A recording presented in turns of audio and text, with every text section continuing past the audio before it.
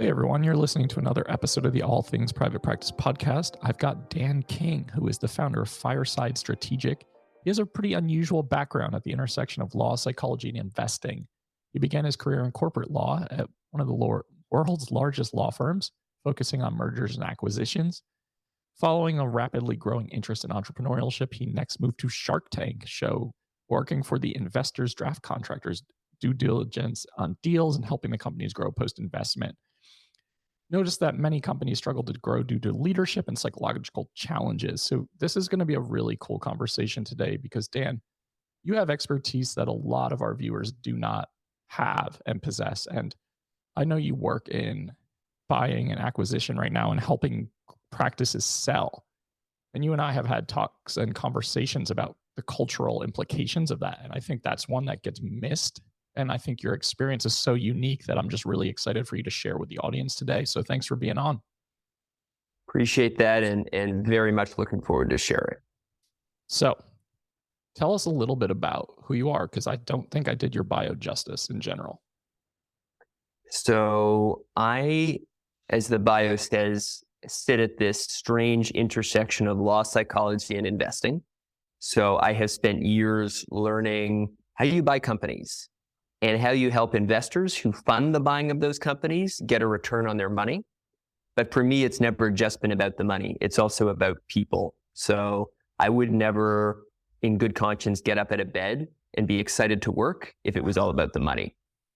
And for me, growing any business is about creating a virtuous circle where the people and profits grow simultaneously. And so I noticed when I was working for one of the investors on Shark Tank, and after deals closed, I would see these companies grow massively. You know, they'd go on air and they would get exposure to a massive audience and they would explode overnight. And that's a good thing to some extent. But what would happen is a company with 20 employees would all of a sudden have 100. Right. And yeah, there might be a lot of people who want to buy the product, but that doesn't mean that the entrepreneur knows how to lead a team of 100 if they're used to leading a team of 20. For sure. So you're going to have people problems on your hands. And I found myself more drawn to those than the legal issues that were actually my job to handle. And so I left law and I went back to school and I studied psychology, especially organizational psychology. I wanted to understand, how is it that you can grow from 20 to 100 employees and not make a complete pig breakfast of it? And I learned a lot about how do you actually create a culture where the average employee can thrive? And, years of starting companies after that, I always just was wrestling with that question in my mind. And, I failed at a few different ventures, also grew and sold one. And then I came to a point in my career where I thought, you know what, I want to buy companies instead of growing them from scratch, because it's a lot of work to grow from scratch. Sure. And I thought, where do I see an opportunity both for me to have a sense of mission, but also a good business opportunity? And I started doing research on mental health, and for years have been drawn to mental health issues. Grew up around a dinner table with a brain doctor father and a mom with a background in psychology. So mental health has always been kind of a natural fit.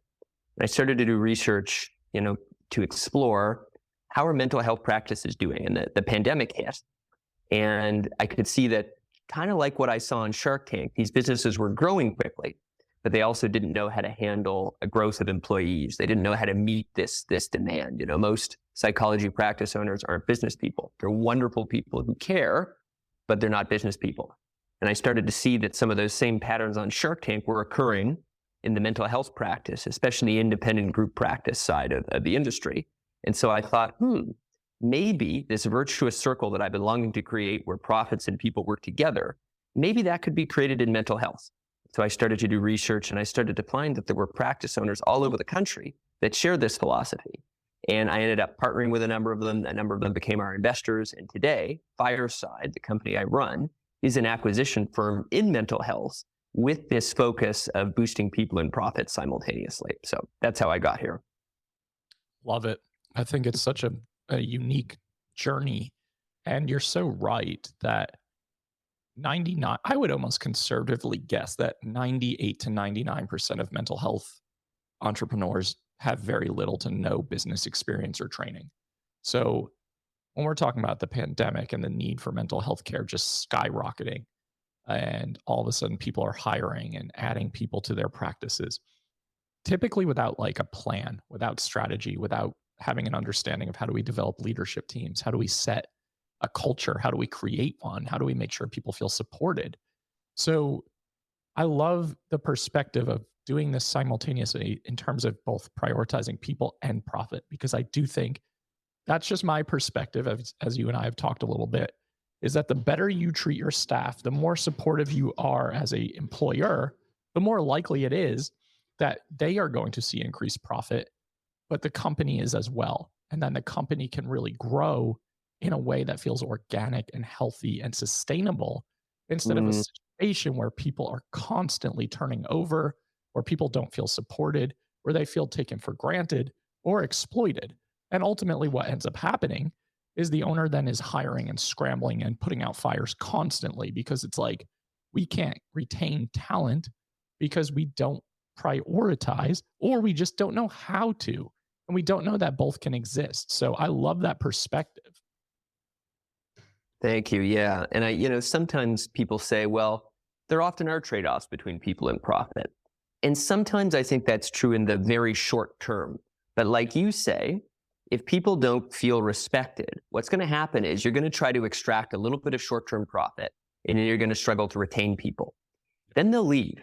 And then in the long term, because this is a people-centric business, you will actually experience less revenue, less profitability. So sometimes, yeah, there can be a trade-off in the moment, but if you have a longer-term perspective, there is no trade-off. Love that. And that's the perspective I've tried to take with my business, is like, if I can invest in the short term in my staff, in their development, in their training, in the things that they find interesting, the things that they want to pursue, if we can put a little bit more of the profit into the personnel development, both professionally and personally. Mm, We have had a group practice. This January will be 3 years. We have had three clinicians leave in 3 years, and all three of them were to start their own businesses. We have had very little turnover, and we get a tremendous amount of applications. The difference is for those, because I hear this conversation all the time, and I'm sure you do too, to some extent. I have a lot of group practice owners who I do coaching with, or who are in my Facebook group, or whatever the case may be. We can't hire talent. Nobody wants to work. There are no applicants out there. And that is just, that could not be further from the truth. It's just that you have not created a culture that attracts the right type of applicant. And I think that's the difference there. you're absolutely right. Yes, there is a labor shortage, but what's the old Field of Dreams line? If you build it, they will come, right? Because so many practice owners aren't thoughtful about culture, good talent is looking for a good place to work. And so if you create that, right, and you can do some good marketing, people understand that that good place exists, then you're in a good place. Yeah, absolutely. And that means intentionality. It also means that the owner has to take a step back and create some infrastructure where they are not doing everything, because that's another thing that a lot of therapists struggle with, is like, I've got to do it all. I can't outsource. I can't delegate. Do you see that a lot in some of the conversations that you're having? 100%, 100%. It's very tempting to, if you're not used to delegating, right? If you haven't developed that skill set, it's hard to build the trust. I've been there as a business owner myself. It's easy to think no one else can do this as well as me. Usually that's not true. But even if it is, right, if someone can do the task 70 or 80% as well as you got to have a hell of an ego to think that that's not possible, right? Sure. Then there's going to be a ton of wasted effort. And by the way, you're not going to be able to show up with trust, right? People need to see that you trust them if you want to really be a leader. You're not going to be able to show up that way if you are thinking at some level that you need to do everything. So that kind of trust can be subconsciously experienced by a team that is well led, and you're going to really, really struggle to get there if you don't trust anyone and you don't experiment with your own threshold of discomfort when it comes to delegation. Couldn't have said it better myself. And I agree. Like, there may be instances where you could factually say, someone's not going to do this specific thing better than I could, maybe. Okay. Maybe that's true. But all Yeah. right, is your time best served doing that thing, when your vision as the CEO, as the owner, as the boss, should be focused on how do we create expansion? How do we grow sustainably? How do we create more referral streams? How do we do all of the things that I need to be handling? I don't need to handle the calls that are coming in, despite my conversion rate being close to 100%. My time is not best suited for that role. So, having the right pieces in place, whether it's administratively, operationally, clinically, and leadership, but ensuring that you are building something that feels like a team and a cohesive culture, I think that's really important. 100%. And what I see happening a lot of the time, right, is I want to pivot and switch gears. If you own a Mm. group practice, shouldn't you be considering this an asset, something that you could develop and potentially sell? Because so many clinicians are saying, I'm going to have to work in this field until I die. I'm not going to be able to get out from under this. I don't see an exit strategy. So, can you talk a little bit about that and how to start putting the pieces in place to create the type of practices that we're talking about? Yeah, we talk about delegation, we talk about leadership, we're talking about a business beyond ourselves. So many clinicians who have group practices now never intended to create them. As I've probably spoken to 30 practice owners in the last couple of months, and I would say a majority never intended to create a group practice. I'm one of those people. I never Yep. intended. Yep, exactly. So there's a very different mindset required to build a business beyond yourself, and an even bigger, let's say, more visionary mindset to think about one day getting acquired, right? Yeah. It's a very, very strategic kind of business mindset you need. But one of the things about acquisition, maybe that I'll share with folks that they don't think about, is there's all kinds of reasons to get acquired. And I think it's important, Patrick's been emphasizing intentionality when it comes to culture. Intentionality is so important when it comes to thinking about an acquisition too. You want to ask yourself, why might I want to get acquired? And if I want to get acquired, in what way? You could be entirely bought out. You could sell a majority of your practice, right? Doesn't necessarily have to be all of it. Sometimes I meet practice owners, and these are often the ones we like to work with, who don't want to leave entirely. They're not burned out. At some level, they want to remain involved. They know that they're destined to make a big impact in mental health, but they also have the self-awareness to know maybe they're not the savviest business person under the sun, or maybe certain aspects of running the business, like chasing insurance companies, right? Or building an employee engagement survey. Those just may not be their jam. They know those things need to be done. And so instead of getting acquired entirely, one thing you can do is sell some, but not all of your practice to an acquirer. This is our preference. We can invest in the practice rather than buy it out entirely. And partnering together, right, if we find that there are synergies, we find that there are things our team likes to do, and I can share some of the things that we're really good at doing. You want to jettison some of those responsibilities. Now, 1 + 1 = 3. And maybe instead of selling all of the practice, you sell a majority to us. Maybe it's 60%, for example, but you still hold on to 40%. And if working together, the practice can become infinitely more valuable, then it may become time to sell. And your 40%, you could own 100% of something that's worth $1 million, or in 2 or 3 years, you could own 40% of something that's worth $12 billion. Right. Your 40% stake is now going to be worth about $5 million. I love And that. by the way, you've taken some chips off the table, right? We have paid you for that 60%. So you've diminished your risk, then you've also exposed yourself to more reward down the line.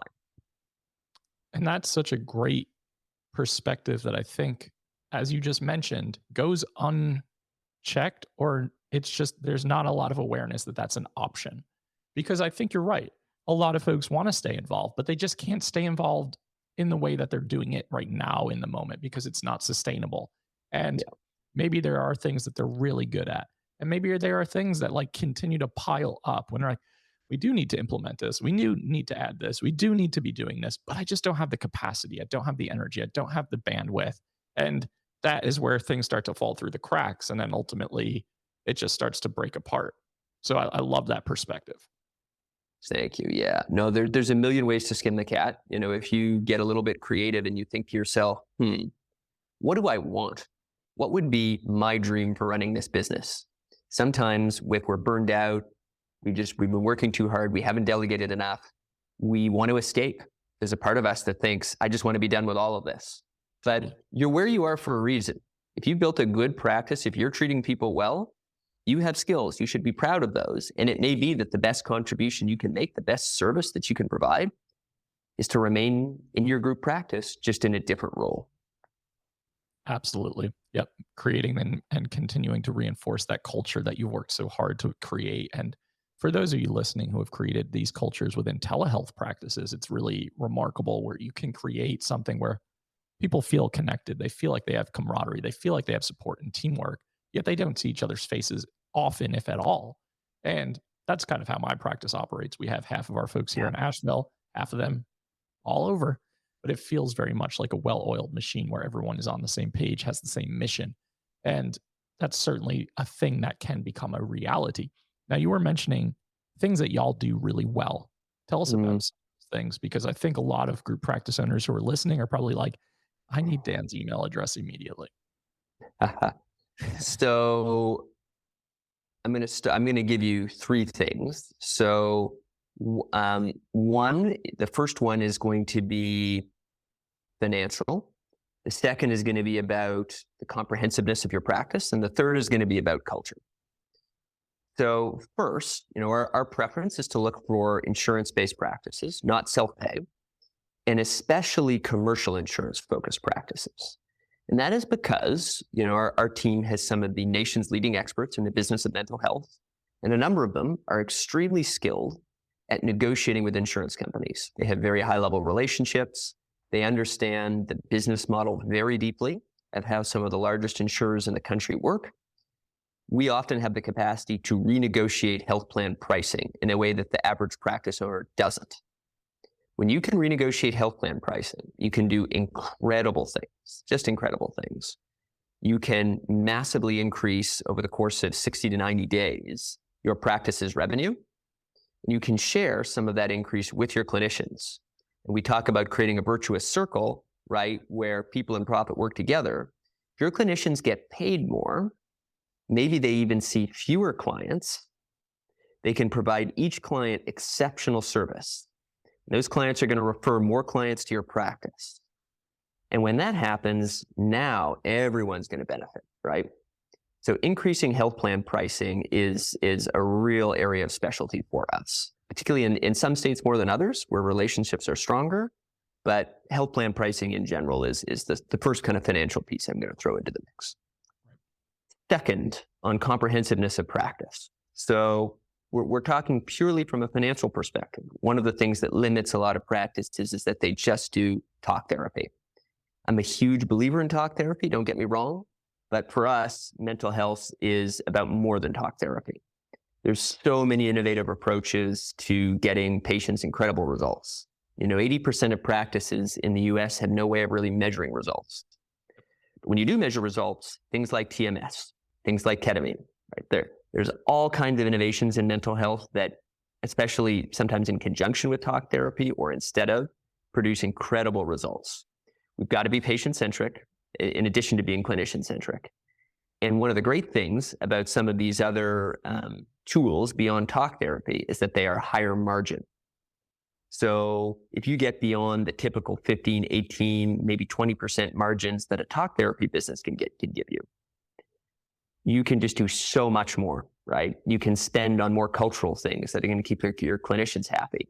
So this feeling of super tight margins, not great from a business perspective or a people perspective, but when we add in elements to make the practice more comprehensive, whether it's prescribing, whether it's ketamine, whether it's TMS, now we just have room to breathe, and that benefits everyone from patients to clinicians to founders.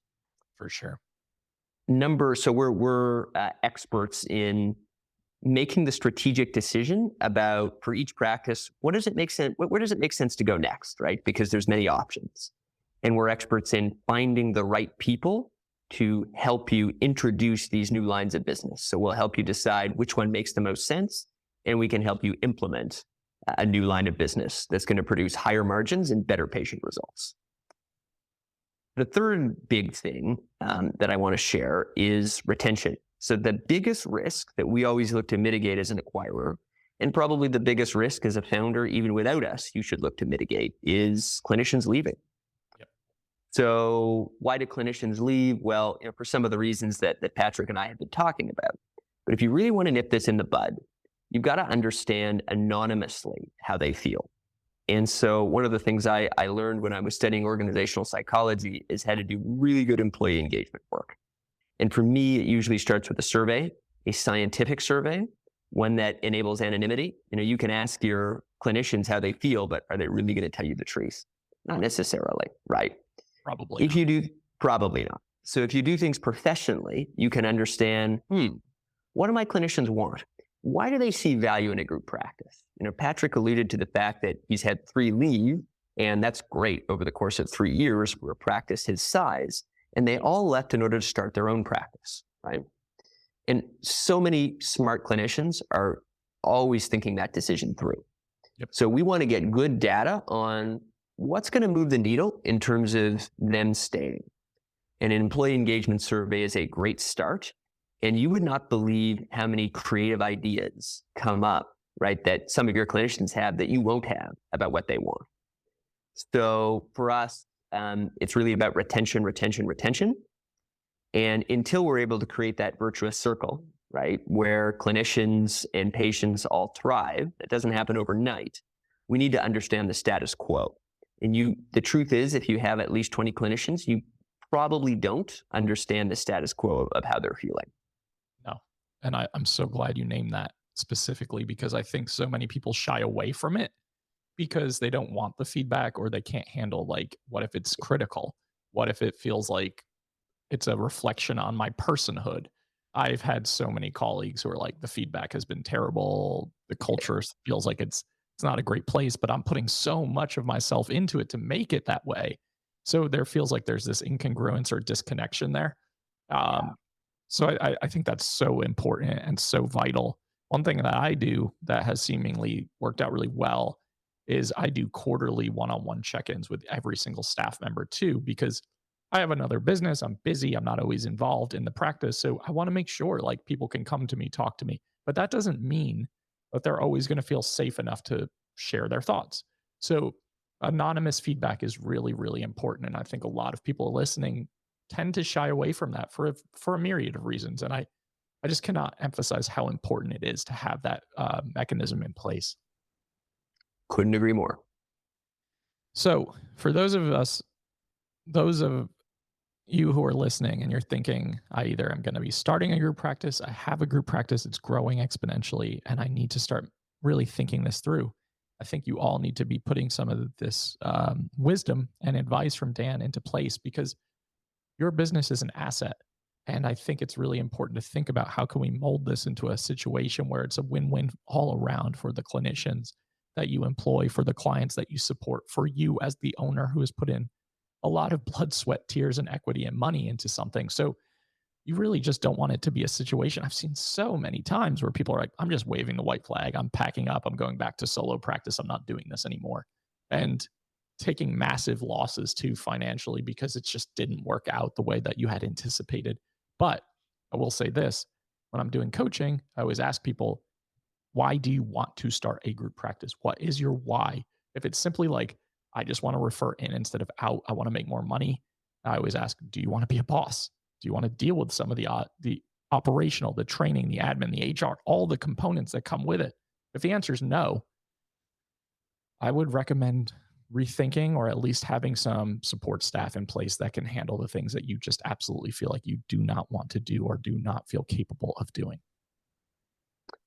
I think why is such a brilliant question, so easy to neglect. And even if you do have a good why, do you have the inclination, right? Do you want to deal with admin and HR? And not everyone does, right? You're going to be honest with yourself that at the very beginning, you will be wearing all the hats. Before you can delegate, you can't delegate, right? There's no way around it. Totally. Yep, absolutely. When I first started this, a friend of mine had reached out and said, hey, would you hire me? It was like in the midst of COVID 2021. And I was like, why would I hire you? I teach practice owners how to start their practices all over the world. I'll do it for free. I just want to work for someone. I want to have teammates. I want to have support. I don't want to deal with the marketing. I don't want to deal with the billing, etc. We have to remember that if there's good leadership in place, people oftentimes want to be led. Also, people just want to do their jobs and go home. So if you're listening and you're like, why would someone join a group practice? I think there are so many reasons.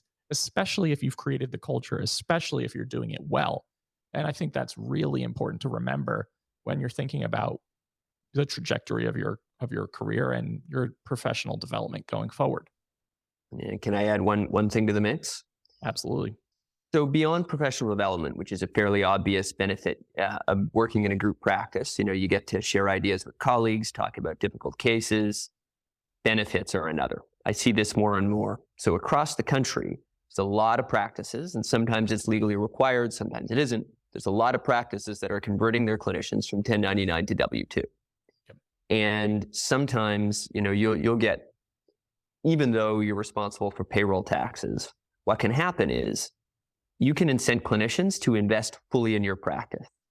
They know that their health insurance is taken care of. They know that they can get that sense of peace and safety. Yep. You run the numbers, you may find that while you're responsible for payroll taxes and some benefits, especially as your practice gets larger, it gets above 30 and 40 clinicians, you may actually net, it may be that threshold moment where people and profits start to fuse together and there isn't a trade-off. You may find that people give you more hours and it's a net financial benefit to your practice. Yep. Certainly in the longer term, while you've got to run these numbers in the longer term, you will find that this sort of mindset is going to really help address your retention issues. And it's a great reason I thought of this, because Patrick was talking about why would a clinician want to work in a group practice when they can start their own thing, right? But understand that those benefits, if you survey your people and you find that those benefits would move the needle for them, it's going to be a huge factor. I see this in practices all over the country. So spot on. I think if you can offer your employees peace of mind and security and they're getting their basic needs met, where they don't have to look outside of the practice to go work an extra job, pull an extra shift, do an extra thing to pay for their healthcare, to invest in their retirement, it goes such a long way. Even just, it goes sometimes further than the amount you're paying someone hourly, because it is just saying like, we've got you. Like, all you have to do is show up and just be yourself, do your job. That's all you have to do. It takes away so much pressure and so much stress of having to exist in a very stressful world. So Yes. yeah, it goes a very long way. So I'm really happy that you mentioned that. This has been a cool conversation, and I've learned a lot. I hope everyone listening has too. If people want to find you, connect with you, what's the best way to do that? Yeah. So you can take a look at our website, www.firesidestrategic.com, FIRESIDE strategic.com. From time to time, I'll post some content on LinkedIn, but really the best way to take a look at what we're up to is the Fireside website. You can email me at dan@firesidestrategic.com. From time to time, even if your practice is small, more than happy to hear from you. And from time to time, I'll be happy to chat with you and sort of take a look at what you're doing and offer a thought or two. When it comes to acquisitions, we look for practices that have owners, founders that ideally want to stay on board, don't want to leave entirely, but want to partner with a team of people that can help grow their business to the next level. We look for founders that prioritize culture, really, really care about their people. And we look for practices that have profitability, we call it EBITDA of 400 or up. And, there's various ways. We don't have time now to get into how we calculate that. That's a whole song and dance. But, we look for practices that are at a decent sort of level of profitability and have all those other metrics. And so if that's you and you want to talk about acquisition, then by all means, reach out to me at that email, dan@firesidestrategic.com. Perfect. Thank you for that. And all of Dan's information will be in the show notes, so you have easy access to his email, his website, and all of the things that he just listed. Dan, thanks so much for coming on and sharing all of this. This has been a really awesome conversation, and I really appreciate your time. I enjoyed it as well. Thanks for having me. You're welcome. And to everyone listening to the All Things Private Practice podcast, new episodes are out every single Saturday on all major platforms and YouTube. Like, download, subscribe, and share. Doubt yourself. Do it anyway. We'll see you next week.